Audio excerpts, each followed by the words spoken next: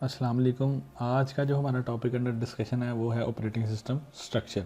तो स्ट्रक्चर में जो सबसे इंपॉर्टेंट कंसेप्ट है वो सबसे पहले है ऑपरेटिंग सिस्टम की सर्विसेज। सबसे बेसिक और सबसे इंपॉर्टेंट सर्विस ऑपरेटिंग सिस्टम की आके वो हमें एक ऐसा इन्वायरमेंट प्रोवाइड करता है जिसके थ्रू हम अपने प्रोग्राम्स को रन कर सकते हैं, और इस इन्वायरमेंट को हम बेसिकली क्या कहते हैं, यूज़र इंटरफेस। हम यहाँ पर फाइल्स क्रिएट करते हैं, हम यहाँ पर बैकग्राउंड चेंज करते हैं, हम यहाँ पर फाइल्स को रीनेम करते हैं, फोल्डर्स की प्रॉपर्टीज़ चेक करते हैं, फाइल्स को डिलीट करते हैं, फाइल्स को कॉपी करते हैं। ये सब कुछ किसके थ्रू हो रहा है? किसी इन्वायरमेंट के थ्रू हो रहा है, और वो इन्वायरमेंट हमें कौन प्रोवाइड कर रहा है? Operating system. दो तरह के इन्वायरमेंट है, एक CLI और सेकंड वन है GUI। GUI का मतलब है ग्राफिकल यूज़र इंटरफेस। जैसे विंडोज़ है, एंड्रॉयड है, iOS है, ये सारे के सारे ग्राफिकल यूज़र इंटरफेस हैं, क्योंकि इनमें आइकन्स बने हुए हैं। हम खुद ही इनको इजीली सीख सकते हैं। आइकन्स से हमें खुद ही पता चल जाता है कि हमने इसको क्लिक करना तो ये हो जाना है। जैसे लेट्स सपोज ये आपको नज़र आ रहा है, यहाँ पर मेन्यूज़ नज़र आ रही हैं, यहाँ पर आपको बटन्स नज़र आ रहे हैं। मैं जैसे क्लोज पे जाता हूँ तो यहाँ पर आपको एक मिनिमाइज पे बलून नज़र आ रहा है जो हमें एक्सप्लेन कर रहा है कि ये बटन क्या करेगा। तो ये ग्राफिकल यूज़र इंटरफेस है। लेकिन अगर हम CLI की बात करना चाहें तो अगर हम CMD को ओपन करते हैं तो ये बेसिकली CLI। इसमें हमने अगर D ड्राइव में मूव करना तो कमांड्स लिखनी पड़ेंगी। कमांड लाइन इंटरफेस का मतलब है कि हमें हर चीज़ कमांड की फॉर्म में लिखनी पड़ेगी। जैसे अगर मैंने GUI में D ड्राइव में कोई टेक्स्ट फाइल क्रिएट करनी है तो मैं सिंपल D ड्राइव में जाऊंगा और यहाँ पर न्यू टेक्स्ट फाइल क्रिएट कर दूंगा और इसका नाम रख दूंगा ABC। सिंपल है। लेकिन अगर यही फाइल मुझे कमांड लाइन से क्रिएट करनी पड़े तो मैं लिखूँगा copy con DEF dot text, फिर यहाँ पर टेक्स्ट लिखूँगा file created using CMD DOS CLI। यहाँ पर Ctrl+Z करूँगा तो ये फ़ाइल क्रिएट हो जाएगी। अब आप देखें D ड्राइव में कितनी फाइल्स हैं, 2 है, और ये मैंने किससे क्रिएट की? DOS से। तो कमांड लाइन में काम करना डिफ़िकल्ट है, ग्राफिकल यूज़र इंटरफेस पे काम करना कंपैरेटिवली आसान है। सेकंड सर्विस है प्रोग्राम एग्जीक्यूशन। प्रोग्राम एग्जीक्यूशन का मतलब क्या है? आपको यहाँ पर जितने भी सॉफ्टवेयर नज़र आ रहे हैं ये सारे के सारे क्या हैं? प्रोग्राम्स हैं। इनको एग्जीक्यूट करने के लिए हमें इस पर डबल क्लिक करना ज़रूरी है, और जब हम किसी प्रोग्राम पर डबल क्लिक करते हैं तो वो प्रोग्राम एक्चुअली क्या होता है? मेमोरी में लोड हो जाता है, यानी वो प्रोसेस बन जाता है। और जब हम उसके एग्जीक्यूशन को एंड करना चाहते हैं, चाहे टर्मिनेट करें चाहे क्लोज करें, तो क्या होता है? वो रैम से ख़त्म हो जाता है। थर्ड सर्विस आती है IO ऑपरेशंस, यानी इनपुट एंड आउटपुट ऑपरेशंस। जब भी हम ये फाइल्स कॉपी करते हैं from one disk to another, ये सारे के सारे क्या IO ऑपरेशन है। इस तरह जैसे मैं माउस को यूज़ कर रहा हूँ, ये इनपुट ऑपरेशन है। ये मैं अपनी मॉनिटर स्क्रीन पे हम चीज़ें देख रहे हैं, ये आउटपुट ऑपरेशन है। तो ऑपरेटिंग सिस्टम में इनपुट और आउटपुट सबसे बेसिक ऑपरेशन। और कौन कौन सी सर्विसेज हैं ऑपरेटिंग सिस्टम में? फाइल सिस्टम मैनिपुलेशन है। कल जैसे हमने प्रीवियस वीडियो में बात की थी कि जो फाइल है वो बेसिक यूनिट है डाटा स्टोरेज के लिए। तो हम फाइल्स क्रिएट करते हैं, हम फोल्डर्स क्रिएट करते हैं, इन फाइल्स में डाटा लिखते हैं, उस डाटा को एडिट करते हैं, फिर उसके बाद फाइल्स को सर्च करते हैं, फिर फाइल्स की लिस्टिंग देखते हैं डेट वाइज के, किस डेट हमें लिस्टिंग दिखाओ डेट वाइज के, सबसे पहले कौन सी फ़ाइल बनी, उसके बाद कौन सी फ़ाइल बनी। उसके बाद हम फाइल्स पर सिक्योरिटी परमिशंस लगा सकते हैं कि कौन इसको एक्सेस कर सकता है, कौन नहीं कर सकता। तो ये सारे काम किसके? फाइल सिस्टम मैनिपुलेशन के। नेक्स्ट ऑपरेटिंग सिस्टम हमें कम्युनिकेशन की सर्विसेज प्रोवाइड करता है। हमने जिक्र किया था कि हमारे पास लूजली कपल्ड पैरेलल सिस्टम हो सकते हैं, यानी एक सिस्टम हमारे पास एक लोकेशन पे है, दूसरा सिस्टम किसी और लोकेशन पे है, और उनको हमने नेटवर्क के थ्रू कनेक्ट किया। तो जब भी हम कोई प्रोसेसिंग करने लगेंगे, हम एक टास्क को डिफरेंट सब पोर्शन में डिवाइड करेंगे और फिर हर सिस्टम अपने हिस्से की टास्क को परफॉर्म करेगा। तो इस सब में क्या जो ऑपरेशन है वो बेसिकली कम्युनिकेशन ही तो है। तो ऑपरेटिंग सिस्टम हमें कम्युनिकेशन की फैसिलिटी अलाउ करता है। जैसे हम यहाँ से आप देखें तो आपको कम्युनिकेशन सेंटर नज़र आता है जिसमें वायरलेस नेटवर्क अडाप्टर हर चीज़ इसमें आपको मिलती है। तो ये फैसिलिटी हमें कौन प्रोवाइड कर रहा है? Operating system. Error detection. Operating system जो भी एरर्स प्रोड्यूस होते हैं उनको डिटेक्ट करता है और हमें बताता है इन एरर्स के बारे में। वो एरर्स के बारे में जैसे फॉर एग्ज़ाम्पल हमारे पास ये लेट्स सपोज कोई वर्ड की फ़ाइल है, हमने पहले भी इस चीज़ को डिस्कस किया था। हमने इसमें कोई डाटा स्टोर कर दिया किसी भी किस्म का, मैंने इस वर्ड फाइल में किसी भी किस्म का डाटा स्टोर कर दिया और इसको मिनिमाइज़ कर दिया। अब मैं इस फाइल को डिलीट करता हूँ तो ऑपरेटिंग सिस्टम इस फाइल को डिलीट नहीं करता, यानी ये ऑपरेटिंग सिस्टम ने एक एरर डिटेक्ट की कि एक फ़ाइल ओपन भी है और मैं उसको डिलीट भी करना चाह रहा हूँ। तो ये एरर डिटेक्शन किसका काम है? ऑपरेटिंग सिस्टम का। तो ऑपरेटिंग सिस्टम बहुत सारे एरर डिटेक्ट करता है। अक्सर ऐसा भी होता है, आप फाइल्स को कॉपी करते हैं तो वो आपको एक नोटिफिकेशन प्रोवाइड कर देता है कि इस फाइल को ऑपरेटिंग सिस्टम कॉपी नहीं कर सक रहा। तो जब वो उसको कॉपी नहीं कर सक रहा, वो आपसे ऑप्शन पूछता है कि आपने इसको स्किप करना है या इग्नोर करना है। तो ये एरर भी ऑपरेटिंग सिस्टम डिटेक्ट कर रहा है। बाद ऑपरेटिंग सिस्टम आपको डिबगिंग फैसिलिटीज़ भी प्रोवाइड करते हैं, स्पेशली जो ओपन सोर्स ऑपरेटिंग सिस्टम है उनमें आप अगर डिबगर्स इंस्टॉल कर लें तो वो आपको साथ में ऑप्शन भी प्रोवाइड करते हैं कि ये एरर है और अगर आप इस एरर को किसी कोड के थ्रू रिजॉल्व करना चाहते हैं तो इसको डीबग कर लें। नेक्स्ट सर्विसेज आती हैं रिसोर्स एलोकेशन की। हमने पहले बात की थी कि ऑपरेटिंग सिस्टम में जो रैम है, जो प्रोसेसर है, जो प्रिंटर है, हर जो फाइल्स हैं वो सारी की सारी क्या हैं? रिसोर्सेज हैं। जैसे ही हम किसी प्रोग्राम को डबल क्लिक करते हैं वो प्रोग्राम मेमोरी में लोड हो जाता है। तो ये काम कौन कर रहा है? ऑपरेटिंग सिस्टम कर रहा है। ऑपरेटिंग सिस्टम ने उस प्रोग्राम को मेमोरी में कुछ स्पेस एलोकेट की, यानी रिसोर्स एलोकेट किया। इसी तरह जब हम उसको एग्जीक्यूट करने लगते हैं ऑपरेटिंग सिस्टम उसको सेंट्रल प्रोसेसिंग यूनिट का कुछ टाइम प्रोवाइड करता है, यानी उसको रिसोर्स एलोकेट करता है। उस सॉफ्टवेयर में हम कोई फाइल ओपन करते हैं तो ऑपरेटिंग सिस्टम उस फाइल को एलोकेट करता है। इट मीन्स कि ऑपरेटिंग सिस्टम ने उसको रिसोर्स एलोकेट किया। अच्छा, नेक्स्ट इसके बाद operating system accounting services provide करता है। अकाउंटिंग सर्विसेज का मतलब क्या है? जैसे हम इस फाइल की प्रॉपर्टीज़ को ही देखते हैं तो यहाँ पर देखें आपको हर चीज़ वो बता रहा है कि ये फ़ाइल किस लोकेशन पर है, इस फाइल का साइज़ ऑन डिस्क क्या है, ये फ़ाइल क्रिएट कब की गई, मॉडिफाई कब की गई, एक्सेस कब की गई। इसी तरह आप डिटेल्स पे जाएं तो यहाँ पर वो बता रहा है कि इसका ऑथर कौन है, इसकी रिविजन्स कितनी हुई, इसका सॉफ्टवेयर कौन सा है, कंटेंट की डेट क्या है, टोटल एडिटिंग टाइम क्या है, पेजेस कितने हैं, वर्ड काउंट। ये सारी चीज़ें किस में आती हैं?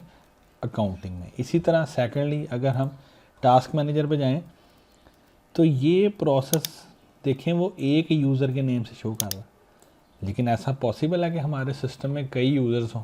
तो अगर हम कहेंगे show processes from all users तो देखें सिस्टम के प्रोसेसेस भी उसने बता दिए, लोकल सर्विसेज के भी बताए, मेरे यूज़र नेम के भी बताए, और उसके अलावा नेटवर्क के भी बता रहा है। यानी इन शॉर्ट कि ऑपरेटिंग सिस्टम इस चीज़ का रिकॉर्ड रख रहा है कि हर टाइप का यूज़र कौन कौन से प्रोसेस चला रहा है, कितनी मेमोरी को कंज्यूम कर रहा। तो ये अकाउंटिंग है। नेक्स्ट आता है प्रोटेक्शन एंड सिक्योरिटी। जैसे हम अपने ऑपरेटिंग सिस्टम को पासवर्ड लगा लेते हैं, पासवर्ड हिंट लगा लेते हैं, बायोमेट्रिक सिक्योरिटी लगा लेते हैं।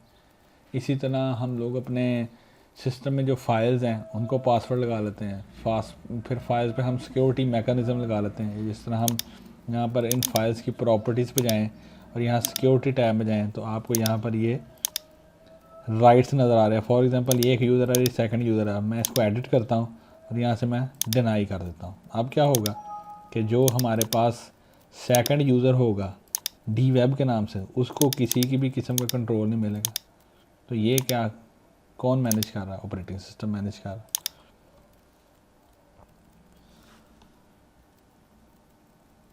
कमांड लाइन इंटरफेस क्या चीज़ है? हम इसको कमांड इंटरप्रेटर भी कहते हैं, यानी जो हमारी कमांड्स को रिसीव करे और कमांड्स का मीनिंग फाइंड आउट करे और फिर उन कमांड्स को एग्जीक्यूट करे।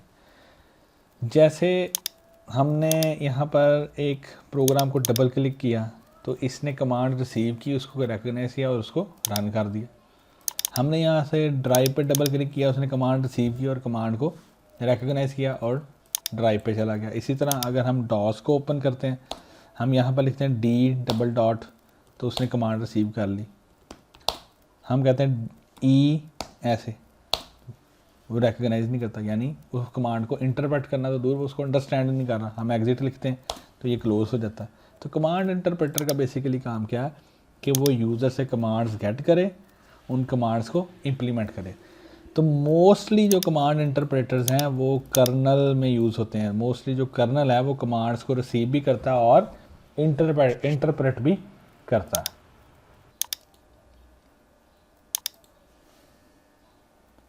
कल जैसे मैंने जिक्र किया था कि ऑपरेटिंग सिस्टम के दो पार्ट्स होते हैं, एक को हम कर्नल कहते हैं और एक को हम शेल कहते हैं। तो ज़्यादातर लोग जो हैं वो यूज़र इंटरफेस को शेल भी कह देते हैं, लेकिन कमांड इंटरप्रेटर जो है वो मोस्ट ऑपरेटिंग सिस्टम में कर्नल का पार्ट होता है, लेकिन कुछ ऑपरेटिंग सिस्टम में शेल के तौर पर भी इसको कर दिया जाता है। तो बेसिक मकसद कमांड इंटरप्रेटर का क्या है कि वो यूज़र की कमांड फैच करे और उसको अंडरस्टैंड करे और उसको एग्जीक्यूट करे। तो ये आप जैसे ये शेल इंटरप्रेटर देख लें, ये लिनक्स वगैरह में शेल यूज़ होता है। इसी तरह यहाँ से जो मैंने CMD ओपन किया वो शेल था। ग्राफिकल यूज़र इंटरफेस में जैसे मैंने पहले आपको बताया कि विंडोज़ है, एंड्रॉयड है, iOS है, ये सारे ग्राफिकल यूज़र इंटरफेस हैं। इसमें डेस्कटॉप यूज़ होता है, ये जो स्क्रीन है इसको डेस्कटॉप कहते हैं। इसमें आइकॉन्स के थ्रू हम कमांड्स को इशू करते हैं और ऑपरेटिंग सिस्टम उनको अंडरस्टैंड करता है। इसी तरह फाइल्स को हम फोल्डर्स पे रखते हैं, फोल्डर्स पे राइट क्लिक करके हम डिफरेंट इन्फॉर्मेशन फाइंड आउट कर सकते हैं। तो Microsoft Windows GUI graphical user interface को यूज़ करती है। और इसमें जो हम CMD लिख रहे हैं, ये जो मैं लिख रहा हूँ ना CMD, ये शेल है, पहले भी मैंने आपको बताया था।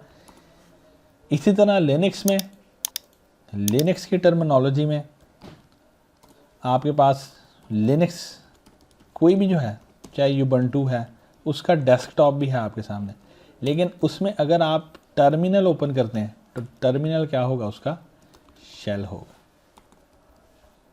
तो ऑपरेटिंग सिस्टम दो तरह से आपकी कमांड्स को गेट भी करता है और एग्जीक्यूट करता है। तो विंडोज़ में जो विंडोज़ हमारे पास डेस्कटॉप आ रहा है, ये सारी जितनी भी GUI है ये हमारे पास एक इंटरफेस है, और जो CLI इसमें हम यूज़ करते हैं उसको जो हम CMD कहते हैं वो शेल है। टच स्क्रीन इंटरफेसेस में देख लें, माउस नहीं है इसमें, हम टच स्क्रीन से उसको अपने जेस्चर्स के थ्रू कंट्रोल करते हैं, वॉइस कमांड दे सकते हैं। मैक OS X की आप GUI देख लें। अब नेक्स्ट कॉन्सेप्ट आता है सिस्टम कॉल। सिस्टम कॉल क्या होती है? पहली बात, ऑपरेटिंग सिस्टम अपनी सर्विसेज सिस्टम कॉल्स के थ्रू प्रोवाइड करता है। और सिस्टम कॉल्स क्या है? प्रोग्रामिंग इंटरफेसेस, यानी प्रोग्रामिंग फंक्शंस। जैसे मैं यहाँ पर क्लोज बटन प्रेस करता हूँ ना, तो ये प्रोग्राम बंद हो जाता है। अब ये सर्विस इस प्रोसेस को टर्मिनेट की किसने प्रोवाइड की? ऑपरेटिंग सिस्टम ने प्रोवाइड की। लेकिन इसके लिए हमें ऑपरेटिंग सिस्टम में कोई ना कोई कोड लिखना पड़ा, किसी प्रोग्रामिंग लैंग्वेज में कोड लिखना पड़ा, और वो कोड क्या था? कोई फंक्शन था, उसको हमने क्या कह दिया? Programming interface. तो क्लियर हो जाए ये बात कि ऑपरेटिंग सिस्टम जितनी भी सर्विसेज प्रोवाइड करता है वो प्रोग्रामिंग इंटरफेसेस के थ्रू प्रोवाइड करता है, और इन प्रोग्रामिंग इंटरफेसेस को हम क्या कहते हैं? System calls. और अगर आप लोगों को याद होगा कि आपने प्रोग्रामिंग में फंक्शंस बनाए होंगे, तो हम जब भी किसी फंक्शन को यूज़ करते थे तो हम कहते थे कि ये फंक्शन कॉल है। इसी तरह ऑपरेटिंग सिस्टम जब किसी फंक्शन को परफॉर्म करता है, हमारे लिए कोई सर्विसेज प्रोवाइड करता है, तो वो डिफरेंट फंक्शंस को एग्जीक्यूट करता है, और वो फंक्शंस बेसिकली क्या? System calls.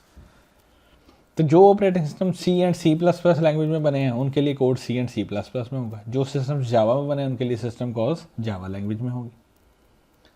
हम इन कोड्स को किसके थ्रू एक्सेस करते हैं? एप्लीकेशन प्रोग्राम इंटरफेस के थ्रू। यानी हम डायरेक्टली किसी भी फंक्शन को कॉल नहीं करते, हम किसी इंटरफेस के थ्रू इसे कॉल करते हैं। जैसे मैंने यहाँ पर Ctrl+P प्रेस किया तो मेरे सामने ये एक इंटरफेस आ गया। अब ये इंटरफेस आया किस वजह से?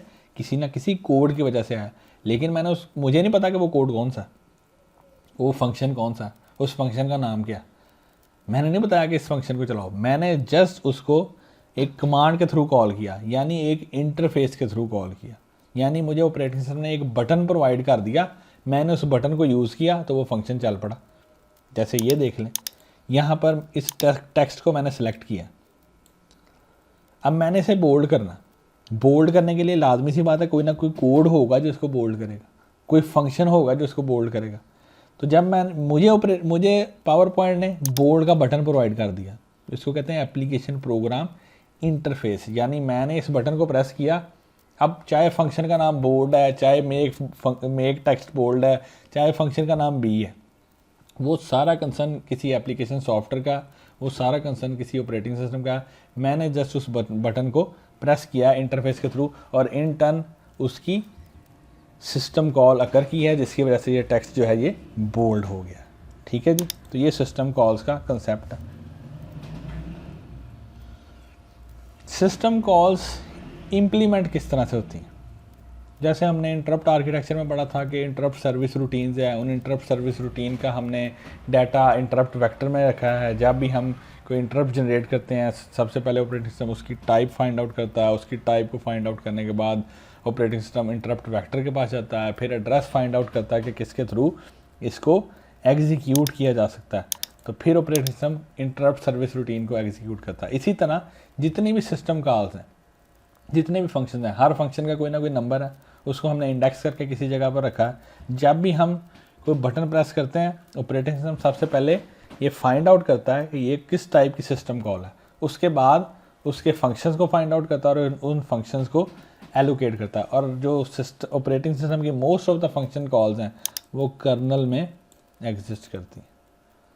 तो जो कॉलर है, जो सिस्टम कॉल कर रहा है, उसे नहीं पता कि सिस्टम कॉल किस तरह से इम्प्लीमेंटेड है, वो सी में है, वो जावा में है, वो किसी थर्ड लैंग्वेज में है, वो किस फॉर्म में, उसका डाटा किस तरह स्टोर है।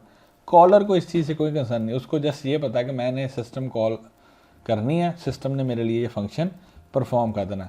ये काम ऑपरेटिंग सिस्टम का है कि वो एप्लीकेशन प्रोग्राम इंटरफेस से सिस्टम कॉल गेट करे, अंडरस्टैंड करे, अंडरस्टैंड करने के बाद फाइंड आउट करे कि इस सिस्टम कॉल के अगेंस्ट मैंने कौन सा फंक्शन रन करना है, फिर उस फंक्शन को रन करे और उसके बाद जो रिजल्ट्स हैं वो यूज़र को सेंड कर दे। Most details of operating system are hidden from programmer by API या यूज़र आप कह लें। अब मुझे नहीं पता इस बोर्ड के लिए या टैली के लिए कौन सा टेक्स्ट है, लेकिन मैं इसको यूज़ कर रहा हूँ। और ये कहाँ पर हिडन है? लाइब्रेरीज की फॉर्म में, जिसके लिए आप टर्म यूज़ करते हैं DLL, डायनेमिक लिंकिंग लाइब्रेरीज।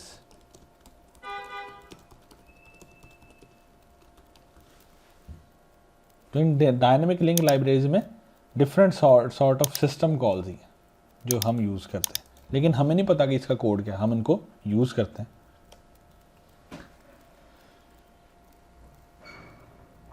तो ये देखें, इस डायग्राम को आप देखें, एक आपके पास सिस्टम कॉल इंटरफेस है, यानी यहाँ पर सारी सिस्टम कॉल्स की डिटेल है, और एक जगह पर हमारे पास यूज़र एप्लीकेशन है, और एक जगह पर ऑपरेटिंग सिस्टम के पास सारी की सारी सिस्टम कॉल्स हैं। अब बेसिकली क्या होता है, हम यूज़र मोड में अपने सिस्टम को यूज़ कर रहे हैं। यूज़र एप्लीकेशन जब हम रन करते हैं तो वो यूज़र मोड होता है, हम यूज़र मोड में एप्लीकेशन को रन कर रहे हैं। जैसे ही हमें ऑपरेटिंग सिस्टम से इंटरेक्ट करना पड़ता है, तो एक्चुअली हम सबसे पहले क्या करते हैं, सिस्टम कॉल इंटरफेस को ओपन करते हैं। और जैसे ही हम सिस्टम कॉल इंटरफेस को ओपन करते हैं, हमारा ऑपरेटिंग सिस्टम यूज़र मोड से कर्नल मोड में चला जाता है। फिर वो फाइंड आउट करता है कि ये सिस्टम कॉल के लिए मैंने कौन सा फंक्शन यूज़ करना है, फिर उस सिस्टम कॉल का फंक्शन की लाइंस को वो बारी बारी रन करता है, और उसके बाद वापस किधर एग्जिस्ट करता है, सिस्टम कॉल इंटरफेस में। जैसे मैं पावर पॉइंट रन कर रहा हूँ, तो ये पावर पॉइंट इस टाइम क्या है, एप्लीकेशन प्रोग्राम है, और इस टाइम मैं यूज़र मोड में इसको परफॉर्म कर रहा हूँ। मैं यहाँ पर जाता हूँ फाइल पे और मैं क्लिक करता हूँ प्रिंट को। अभी भी मैं एप्लीकेशन प्रोग्राम में हूँ। जैसे ही मैं प्रिंट का बटन प्रेस करूँगा, एक्चुअली क्या होगा, ऑपरेटिंग सिस्टम यूज़र मोड से जाएगा सिस्टम कॉल इंटरफेस की तरफ और फाइंड आउट करेगा कि मैंने उसे प्रिंट आउट की सिस्टम कॉल भेजी है। साथ ही ऑपरेटिंग सिस्टम कर्नल मोड में जाएगा, कर्नल मोड में जाके जो प्रिंट की सिस्टम कॉल है या जो फंक्शन है जो प्रिंटिंग को कंट्रोल करेगा, उस फंक्शन के पास जाएगा और उसके कोड को एग्जीक्यूट करेगा। उस कोड को एग्जीक्यूट करने के बाद ऑपरेटिंग सिस्टम वापस किधर रिटर्न कर आएगा, यूज़र मोड में।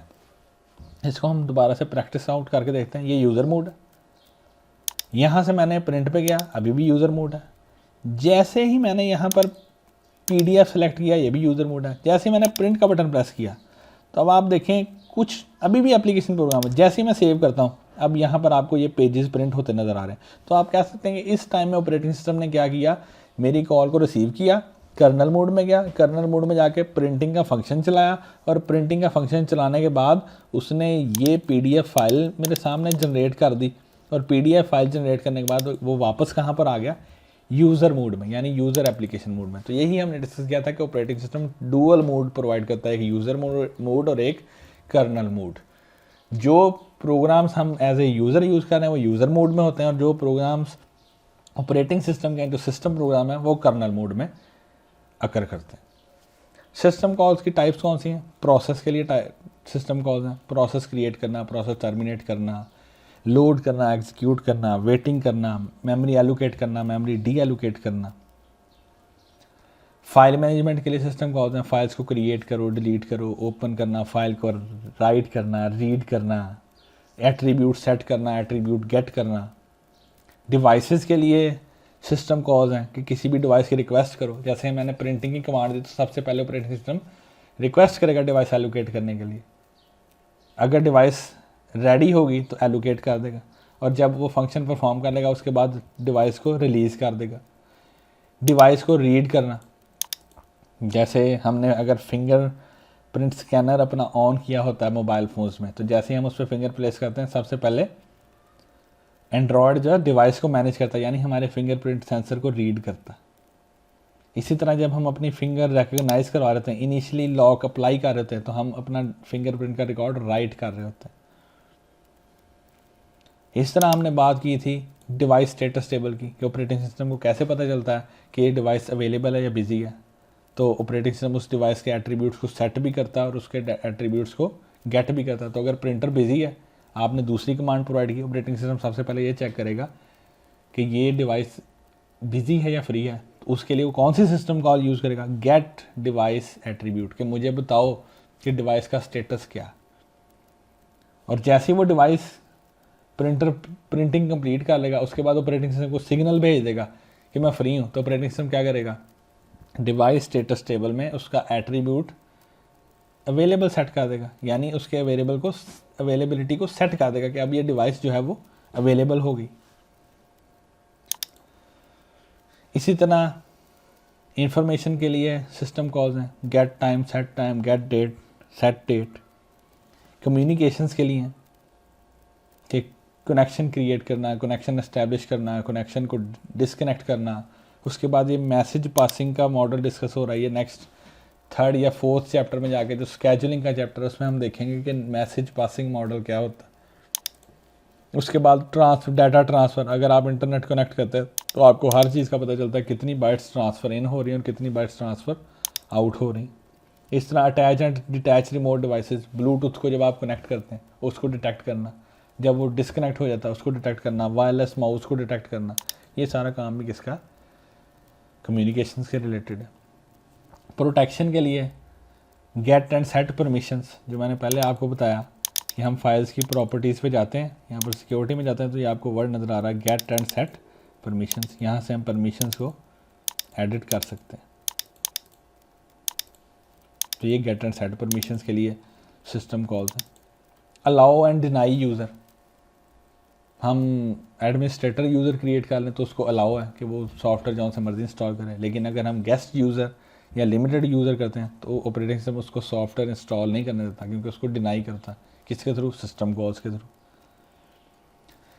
नेक्स्ट हमारे पास जो टॉपिक आता है वो सिस्टम प्रोग्राम्स। सिस्टम प्रोग्राम्स क्या चीज़ है, सिस्टम सॉफ्टवेयर का पार्ट है जो हमें सिस्टम के रिलेटेड डिफरेंट फंक्शंस परफॉर्म करने के लिए हेल्प आउट करते हैं। जैसे फाइल मैनिपुलेशन, फाइल्स को क्रिएट करना, डिलीट करना, प्रॉपर्टीज चेक करना, उनकी सिक्योरिटी को मैनेज करना, ये सब कौन हैंडल कर रहे हैं, सिस्टम प्रोग्राम्स हैंडल कर रहे हैं। इसी तरह स्टेटस इन्फॉर्मेशन है, प्रोग्रामिंग लैंग्वेजेस हैं, प्रोग्राम लोड एंड एग्जीक्यूट करना, communication, background services, application programs को फैसिलिटीज़ प्रोवाइड करना, ये भी किसका काम है, सिस्टम प्रोग्राम का।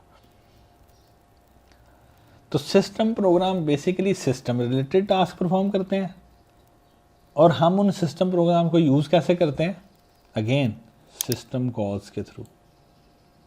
जैसे मैं यहाँ पर न्यू टेक्स्ट फाइल ही क्रिएट करता हूँ ना, तो ये फाइल क्रिएट हो जाती है। मैंने इंटरफेस के थ्रू ये परफॉर्म किया।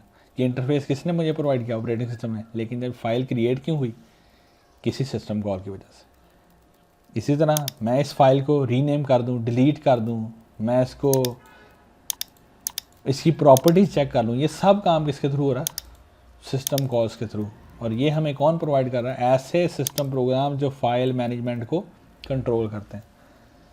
उसके बाद status information, date time check करना, मेमोरी चेक करना, ये जिस तरह से मैं टास्क मैनेजर में स्टेटस चेक कर रहा हूँ, ये सब स्टेटस मुझे कौन प्रोवाइड कर रहा है, सिस्टम कॉल्स या ऑपरेटिंग सिस्टम या सिस्टम प्रोग्राम्स।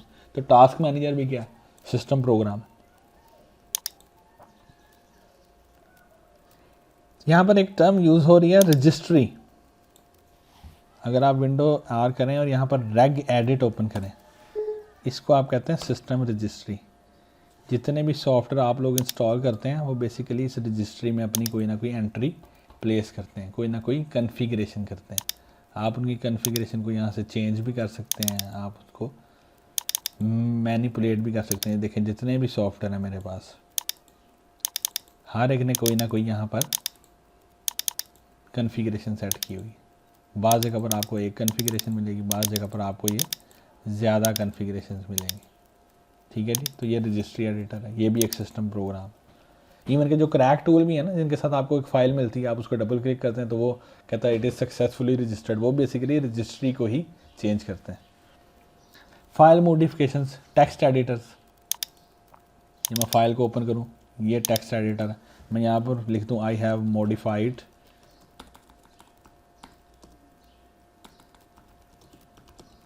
और इसको सेव कर दूँ कंट्रोल एस से, तो ये किसने मैनेज किया? फाइल एडिटर ने। ये भी सिस्टम प्रोग्राम आप कह सकते हैं। प्रोग्रामिंग लैंग्वेज का कंपाइलर है, असम्बलर है, डीबगर है, ये सारे प्रोग्रामिंग लैंग्वेज को डील करते हैं। इसी तरह प्रोग्राम लोडिंग एंड एग्जीक्यूशन, इसके लिए एब्सोल्यूट लोडर, रीलोकेटेबल लोडर्स आप यूज़ करें। ये सब काम कौन कर रहे हैं? System program. आप किसी सॉफ्टवेयर को डबल क्लिक करते हैं, वो सॉफ्टवेयर रन हो जाता है, यानी वो रैम में लोड हो जाता है। ये कौन कर रहा है आपके लिए? Loading and execution managers. अब अगर हम एब्सोल्यूट लोडर्स और रीलोकेटेबल लोडर्स की बात करें तो ये बहस बहुत लंबी चली जाएगी, लेकिन आने वाले टाइम में हम इसको डिस्कस करेंगे। उसके बाद कम्युनिकेशन के लिए सिस्टम प्रोग्राम्स प्रोवाइड करता है। ये जो आपको शेयरिंग सेंटर प्रोवाइड किया, ये सिस्टम प्रोग्राम है। इसके थ्रू आप अपने वायरलेस नेटवर्क को मैनेज करें, रिमूव करें, आप अडाप्टर्स, यहाँ से वायरलेस अडाप्टर को डिसेबल इनेबल करें, आप लोकल एरिया कनेक्शन को डिसेबल इनेबल करें। ये सब कुछ हार्डवेयर को कौन कंट्रोल कर रहा है? Communication system program. यानी आप अपने नेटवर्क के रिलेटेड जो डिवाइसेस हैं उनको मैनेज कर सकते हैं इसके थ्रू। इस तरह बैकग्राउंड सर्विसेज हैं, कई ऐसे सर्विसेज हैं जो आपको नहीं पता लेकिन बैकग्राउंड में रन कर रही होती। जैसे ही आप सिस्टम को ऑन करते हैं वो सर्विसेज रन करना शुरू हो जाती हैं बूट टाइम से, और जब तक आप सिस्टम को शट डाउन नहीं करते वो सर्विसेज चलती रहती। जैसे फॉर एग्जांपल यहाँ पर हम दोबारा टास्क मैनेजर ओपन करें तो यहाँ पर आपको एक एक्सप्लोरर के नाम से ये नज़र आ रहा है। ये भी एक किस्म की सर्विस है। जैसे ही विंडोज़ ऑन होगी ये सर्विस चल पड़ेगी।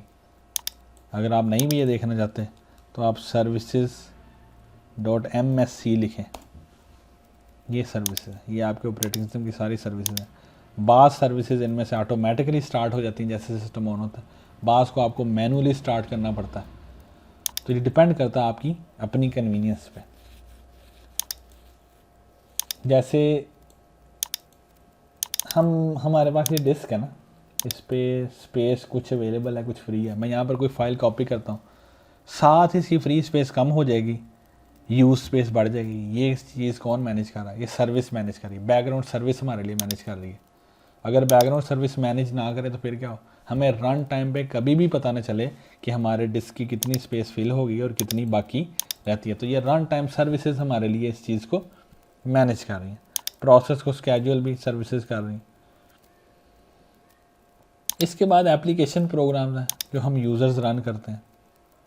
पावर पॉइंट में रन कर रहा हूँ, मैं वर्ड रन कर रहा हूँ, मैं ग्राफिक डिज़ाइनिंग कर रहा हूँ, ये सारे भी बेसिकली सिस्टम प्रोग्राम की सर्विसेज को यूज़ करेंगे। एक एडोब फोटोशॉप को कलर स्कीम्स कौन प्रोवाइड करेगा?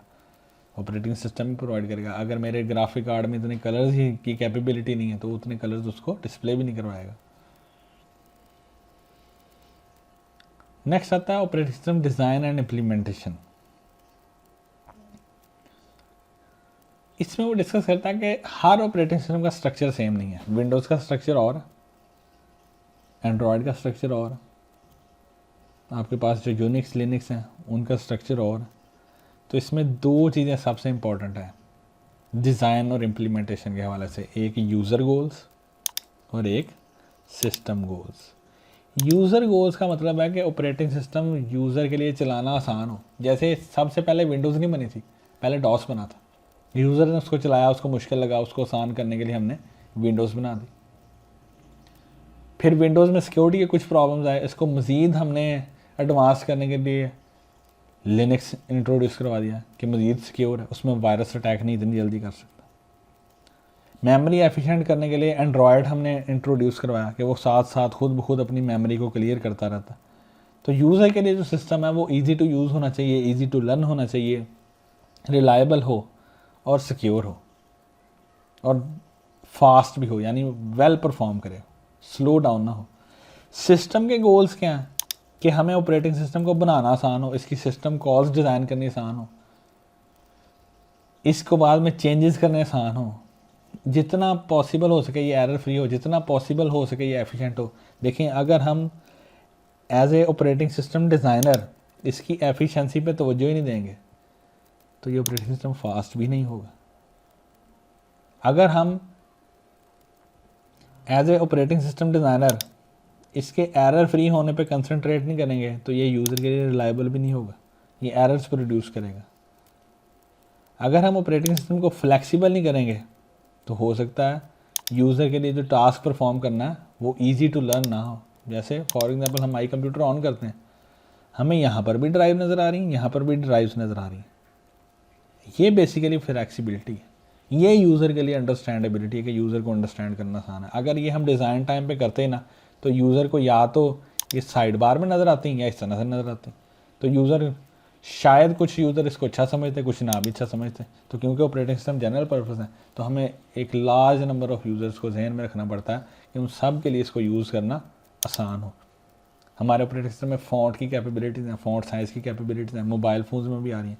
ये क्यों रखी गई? ताकि हर टाइप का यूज़र इसको यूज़ कर सके, बच्चा भी बूढ़ा भी।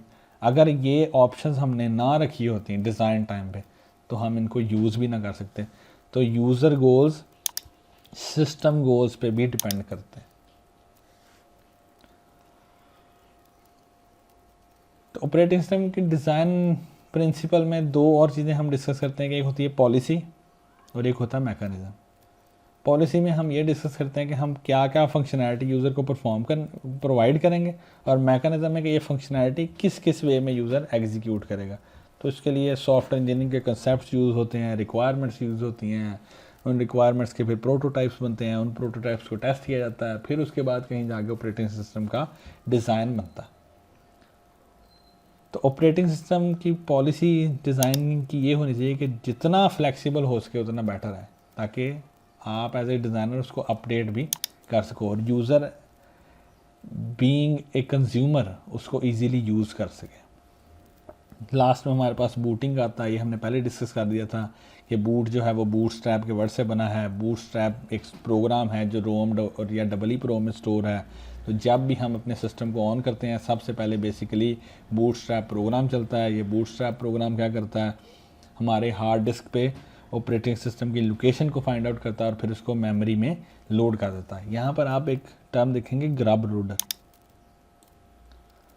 अक्सर लोगों में ये ट्रेंड होता था पहले कि वो एक से ज़्यादा विंडोज़ करते थे। ये ट्रेंड चला था 2001 से 3 में कि एक तरफ हमने विंडोज़ 98 कर लेनी और एक ड्राइव में विंडोज़ XP कर लेनी। तो जैसे हमने सिस्टम ऑन करना, सिस्टम ने हमसे सबसे पहले ये ऑप्शन पूछनी कि आप विंडोज़ XP रन करना चाहते हैं या विंडोज़ 98 रन करना चाहते हैं। तो हम सेलेक्ट करते थे और विंडोज़ को रन कर लेते थे। तो इस लोडर को हम ग्रब लोडर कहते थे। अक्सर आज भी अगर हम अपने सिस्टम्स में एक तरफ लिनक्स इंस्टॉल करें और एक ड्राइव में विंडोज़ इंस्टॉल करें तो जैसे ही हम सिस्टम को ऑन करेंगे सिस्टम हमसे ये पूछेगा कि आपने लिनक्स को चलाना या विंडोज़ को चलाना।